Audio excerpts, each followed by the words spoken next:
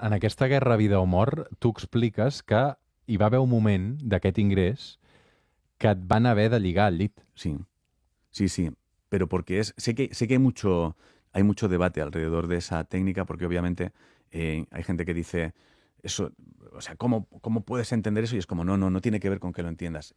Creo que hay gente que lo usa de forma desproporcionado. Es decir, si tú coges a alguien de punto de partida, lo atas a la cama y lo dejas ahí una semana, es una animalada, es antinatural y debería ser prohibido de forma inmediata. En mi caso, sé que hacer eso era la única opción que tenían de ponerme una inyección en el brazo. No había otra. O sea, a mí me mataron porque yo encontré un tornillo en la habitación y entonces la mejor frase que se me ocurrió para decir en nada de psiquiatría fue: dejar que me lo quede, os juro que no me cortaré las venas. Entonces creo que eso alarma bastante si tienes a alguien que acaba de ingresar.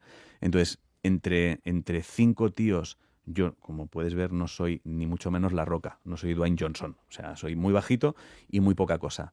Entre 5 tíos que tenían el tamaño de La Roca, no conseguían quitarme el tornillo y poder ponerme la inyección. Era imposible. O sea, en mi caso, o sea, no sé de dónde sale esa fuerza, no tengo ni idea, pero era imposible.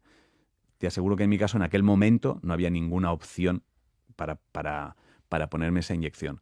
Eh, no lo sé, si ahora viajara al tiempo y lo viera, pensara, pues a lo mejor tendríais que haber hablado, no lo sé, pero en mi caso, lo que yo viví, entendí que eso tuviera que hacerse para ponerme la inyección. Insisto, sé que hay mucha polémica alrededor de eso y obviamente si se utiliza de una forma inadecuada es animal, es algo animal.